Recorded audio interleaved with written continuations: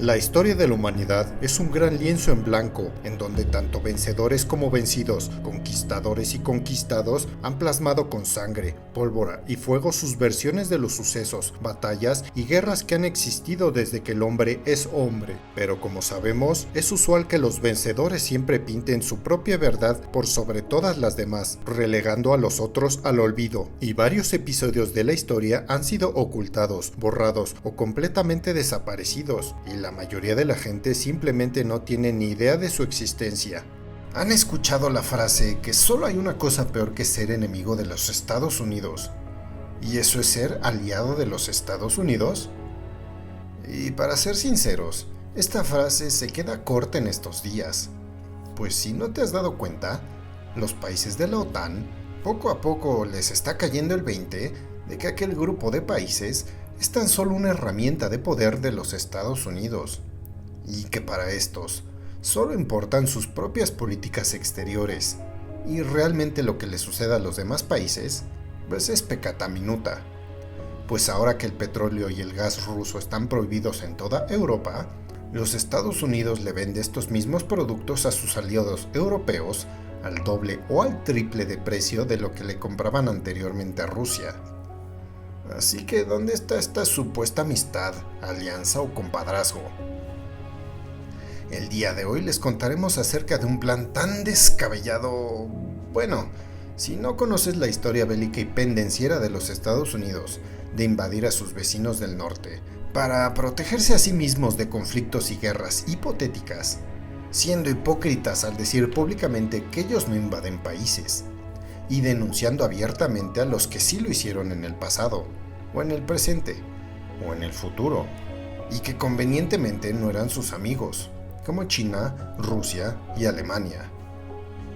Así es, allá por los lejanos 20s y 30s del siglo pasado, los Estados Unidos decidieron que sería una estupenda idea invadir militarmente Canadá y anexarse sus territorios para que nadie pudiera hacerles frente. Y este plan, aunque fue desclasificado en los 60s, no es para nada conocido por la población mundial en estos días, cosa que no sorprendería a nadie, pero sí removería un poco la fachada heroica que los estadounidenses se han construido para sí mismos durante décadas, erigiéndose como los salvadores del mundo civilizado, aunque la realidad sea más bien todo lo contrario. Los Estados Unidos son la fuerza política y militar que más le ha dado en la madre al mundo moderno, sobre todo en Medio Oriente, Asia y América Latina. Pues seguramente tú, mi querido podescucha, eres latino, y seguramente tu país fue invadido por ellos, o se organizó un golpe de estado y una posterior dictadura militar puesta por ellos, aunque Hollywood y toda la maquinaria mediática occidental digan lo contrario. Pero ya me estoy explayando bastante, así que empecemos con el plan rojo, la invasión a Canadá.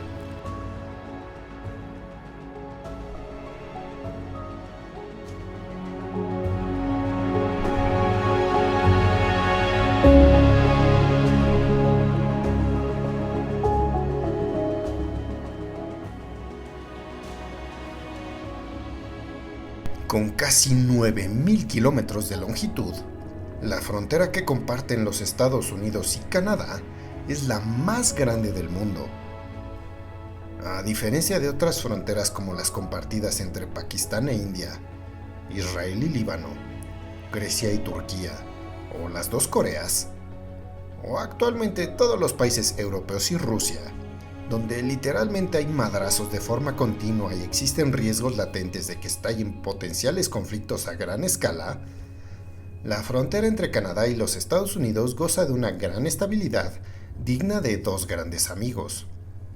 ¿Qué digo amigos? Hermanos, brothers, compadres. Pero la situación entre ambos países no siempre fue así. Hubo un tiempo en el que ambas naciones eran jóvenes y sus dirigentes inmaduros y pendencieros. Bueno, en Canadá ya maduraron, pero los Estados Unidos no. Son como esos cuarentones que siguen yendo al bar a pelearse y se han comprado un deportivo descapotable rojo, aunque ya tienen canas hasta en las narices y una enorme panza producto del alcohol y las hamburguesas grasosas de medianoche. Pero en fin, viajemos al pasado, donde aún quedaban décadas para que la OTAN se formase, antes de que aquel tratado fuese siquiera una idea. Y el miedo al posible ataque de los vecinos era algo muy común a lo largo y ancho del mundo, donde las leyes internacionales ni siquiera existían, y que de un día a otro te podían invadir y tu nación literalmente dejaba de existir de la noche a la mañana. Así que las preguntas que tenemos son las siguientes. ¿En qué contexto planearon los Estados Unidos invadir a su vecino del norte? ¿Por qué chingados los estadounidenses pensaron en aquella invasión ilegal y totalmente alocada y aleatoria en primer lugar?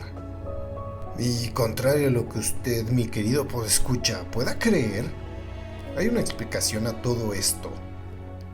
Bueno, lógica o no, la explicación existe. Digo, muy a la manera estadounidense. Verán, el 30 de noviembre de 1902, el Reino Unido firmó un acuerdo político y militar con Japón. En dichoso tratado se establecía la colaboración militar de ambos países. Es más, tanto así que ambas naciones se comprometían en acudir en ayudar al otro en caso de guerra.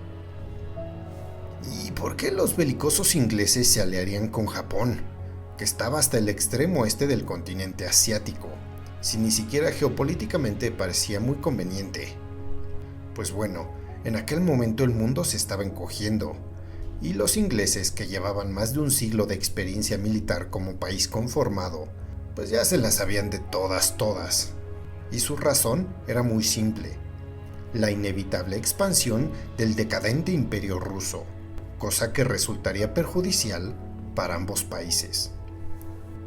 Pero pues obviamente en este tratado existen de aliados a aliados, y Japón era uno bastante bajito en la clasificación de los ingleses, pues en este mismo acuerdo se establecía tajantemente que el Reino Unido nunca auxiliaría a Japón en caso de que estallara una guerra de los nipones en contra de los Estados Unidos, los hijos favoritos y miembros de la Liga de la Injusticia junto a los ingleses. Pero a pesar de todo esto, dicha cláusula forzada por los ingleses no convencía demasiado a los belicosos, pendencieros y mala copa de los estadounidenses. Ningún país podía aliarse así como así sin su permiso. Ellos eran los mejores, y como dice Donald Trump, America First.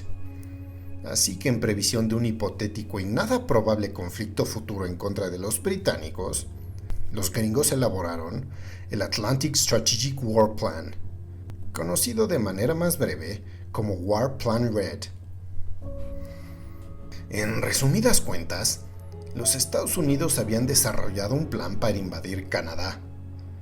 No tanto porque tuvieran algún problema irreconciliable con su vecino del norte, sino como parte de una estrategia preventiva en caso de que una situación muy poco probable, o sea, como una probabilidad de 1 en 1000 millones, se convirtiera en realidad.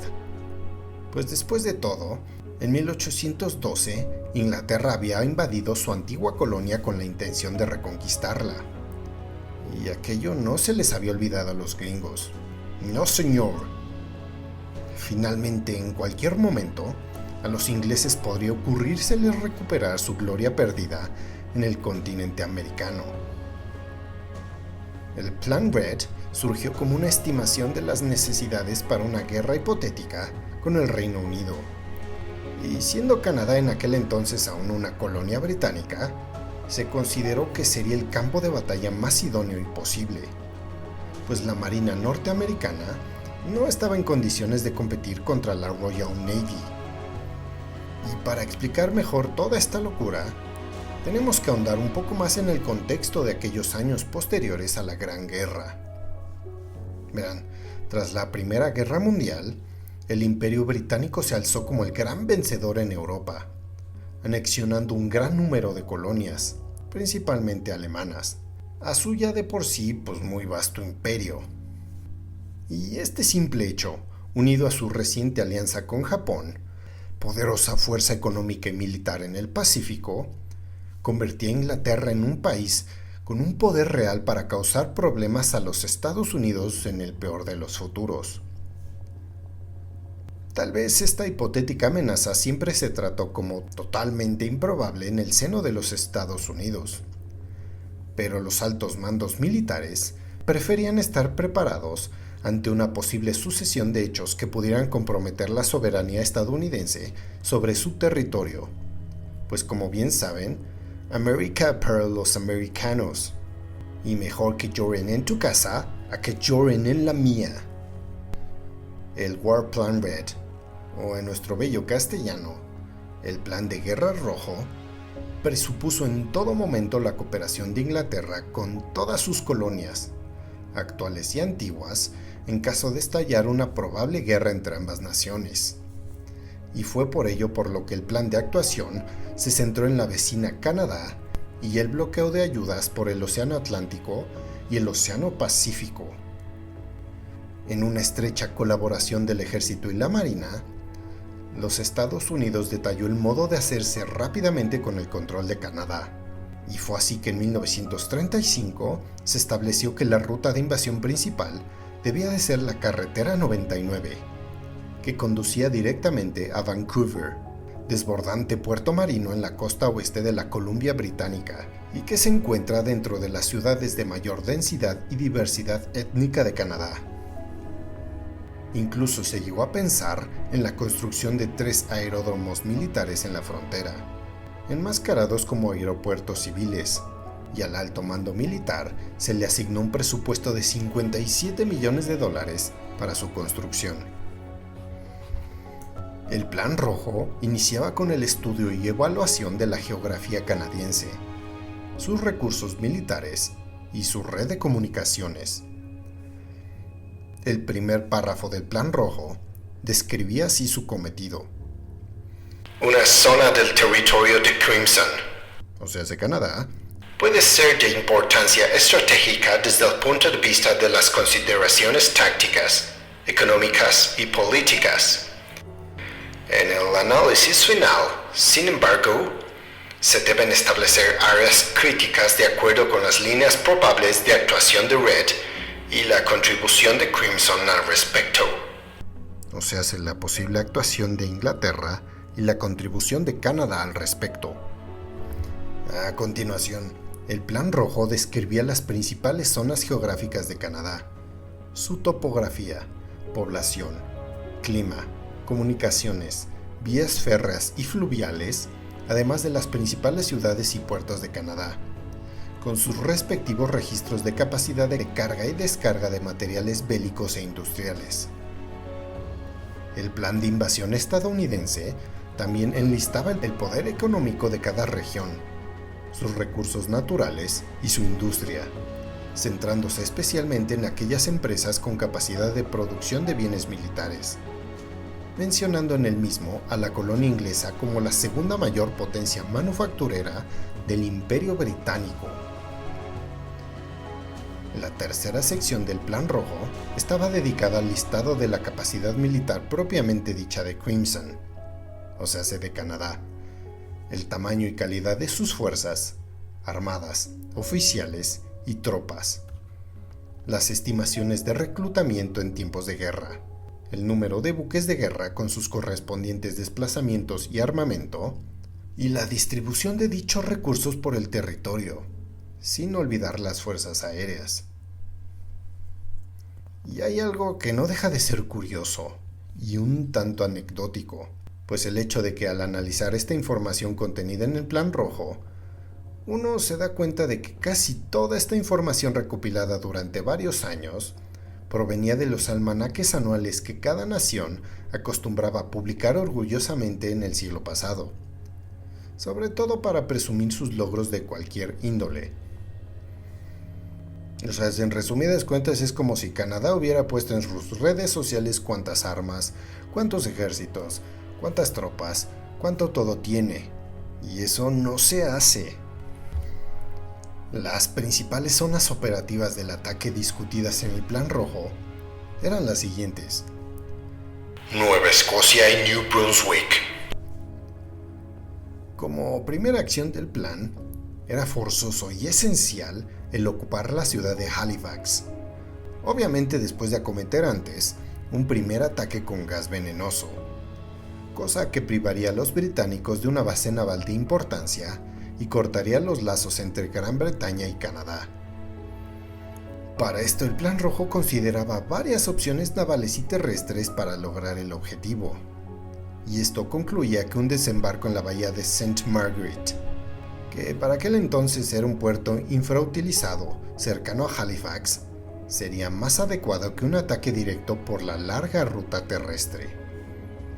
Y que en el peor de los casos, si no se pudiese tomar Halifax, los Estados Unidos podrían ocupar New Brunswick por tierra para aislar a Nueva Escocia del resto de Canadá en la intersección ferroviaria clave de Moncton, Quebec y el Valle del Ríos de San Lorenzo. Después de atacar a Halifax o a New Brunswick, las fuerzas estadounidenses ocuparían la ciudad de Montreal y la ciudad de Quebec, aislando así al resto de Canadá de su litoral oriental, o sea, el Atlántico, evitando el movimiento de soldados y recursos tanto canadienses como ingleses en ambas direcciones. Las rutas desde el norte de Nueva York a Montreal y de Vermont a Quebec eran ambas importantes, siendo Quebec el objetivo más crítico. Ontario y la zona de los Grandes Lagos. Al ocupar esta región militarmente, los Estados Unidos ganarían entonces el control de Toronto y la mayor parte de la industria canadiense, y al mismo tiempo evitarían que tanto Gran Bretaña como Canadá pudieran utilizarla para ataques aéreos o terrestres sobre el corazón industrial de los Estados Unidos en el Medio Oeste. El Plan Rojo también proponía ofensivas simultáneas desde Buffalo a través del río Niágara, desde Detroit hasta Windsor y de Sault Ste. Marie a Sudbury. Controlar los Grandes Lagos para el transporte estadounidense se consideraba logísticamente necesario para una invasión permanente del territorio canadiense. Winnipeg. La ciudad de Winnipeg era un cruce central del sistema ferroviario canadiense para conectar al país. Así que esta ciudad debía controlarse de forma rápida y contundente.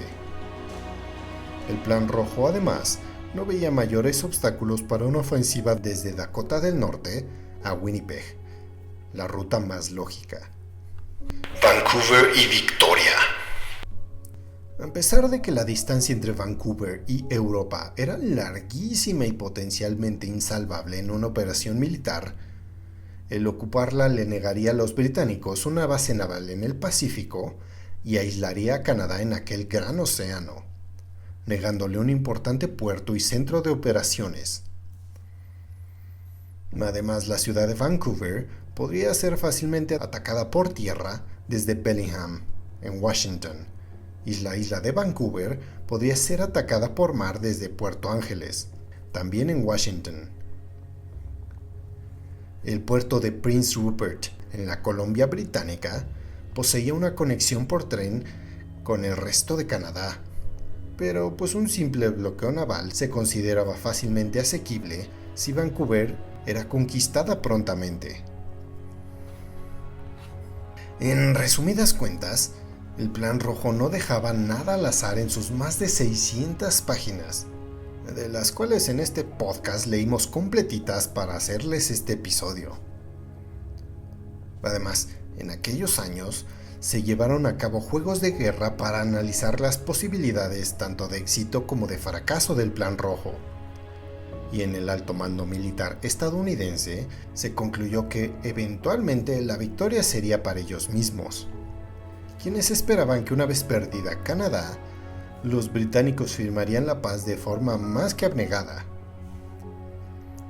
Por cierto, los responsables militares de formular el Plan Rojo, después de haber vencido a los británicos, no pensaban devolverles ningún territorio al derrotado gobierno canadiense después de la guerra, dejándolo solo con los territorios al norte de las grandes ciudades. territorios que son inhóspitos y peligrosos, salvajes y brutales, más o menos como lo que le pasó a México.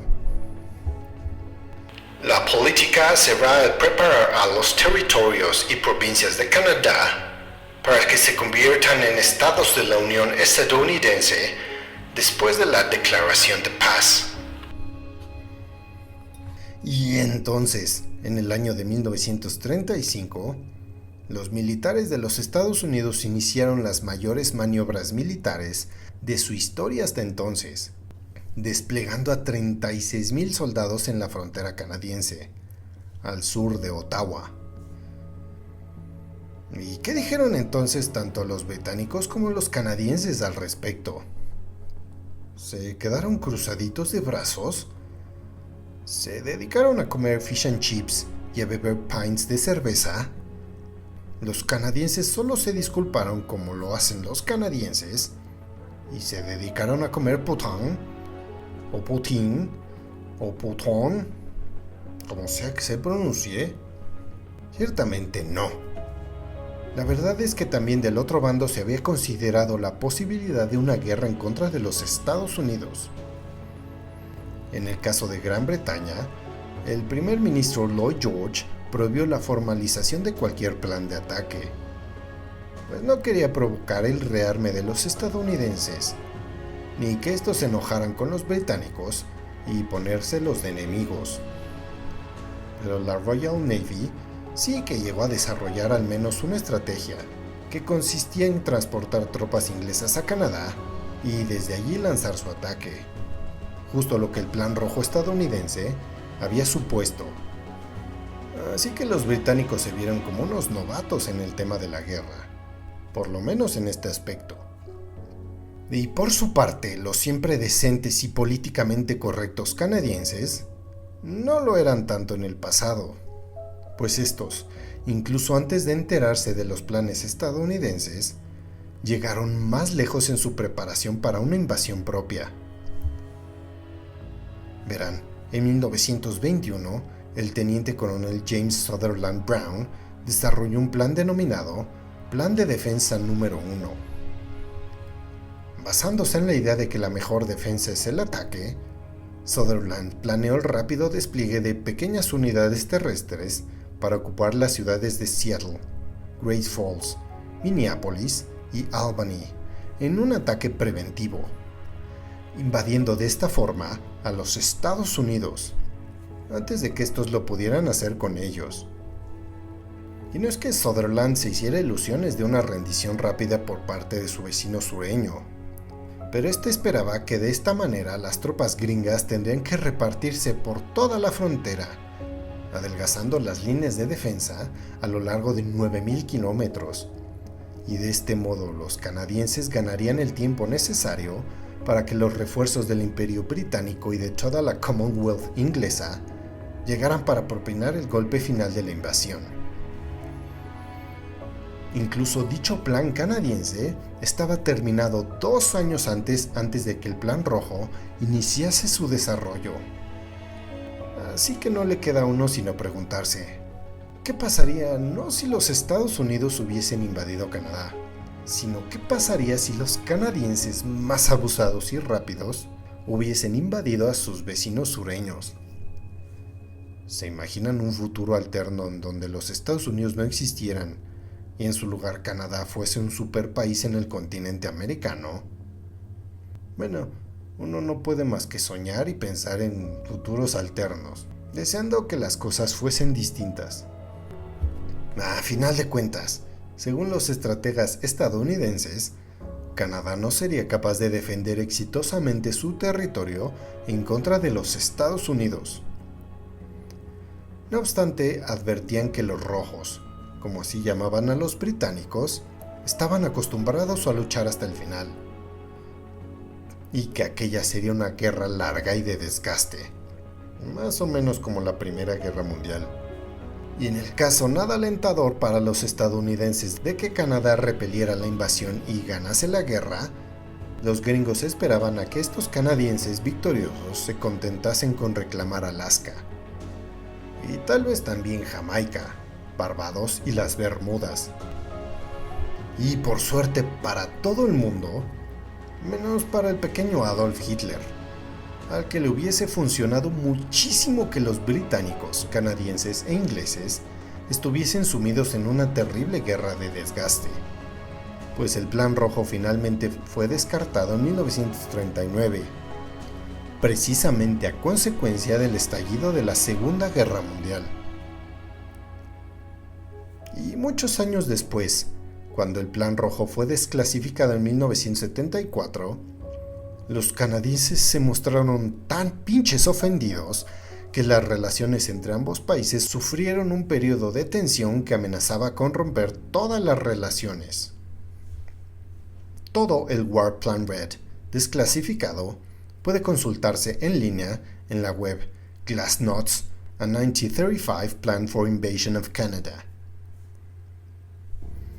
Curiosamente, como dice el Washington Post en un artículo al respecto, hoy en día incluso los canadienses pueden acercarse a los archivos nacionales en College Park y fotocopiar todo el plan por unos 15 centavos por página, y saber cómo precisamente pensaban invadir su nación. Pero aquí no acaba la cosa, pues actualmente la idea de invadir Canadá forma parte de la conciencia nacional norteamericana, por lo menos de los republicanos, pues este hecho se puede comprobar en el sitio web invadecanada.us. Ahí nada más para que se den un fijón. Y aquel plan descabellado de invasión, conocido como el Plan Rojo de la década de los 20, no fue el único plan de los Estados Unidos para volverse el invasor y agresor que tanto denuncian en los demás países, pues desarrolló otros planes de guerra, cada uno identificado con un color. Contra Japón sería el Plan Naranja, en contra de Alemania sería el Plan Negro, la invasión de las Islas Azores sería el Plan Gris, y la invasión de México, el Plan Verde. Pues más o menos ahorita tienen pensado invadir México, dizque para acabar con el narcotráfico. Y mientras tanto los estadounidenses se habían designado a ellos mismos, por supuesto, como los azules.